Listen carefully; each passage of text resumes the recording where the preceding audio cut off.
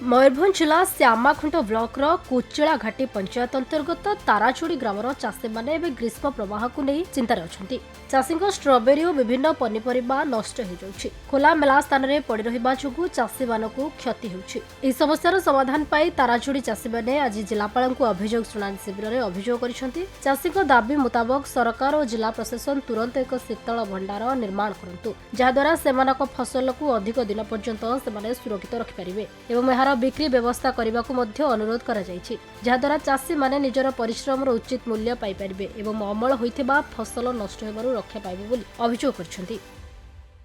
आमे एठी हमर जो स्ट्रॉबेरी चाष पनीपरिया चाष आमर भरपूर भाव में हुए। तो स्ट्रॉबेरी आपणकर ए वर्ष टिके लेट सामान्य गोटे मास लेट देइथिलु। तो एबे भरपूर बाहरला बेल को आपणकर मार्केटिंग पाई बहुत माने प्रॉब्लम भी हो जाउथिले। जा गोटे हमर भाई अछंती अरुण भाई से किछि हमर स्टॉल करछन्ती तांगर से माध्यम रे किछि हमें ये करूछु मार्केटिंग करा होउची।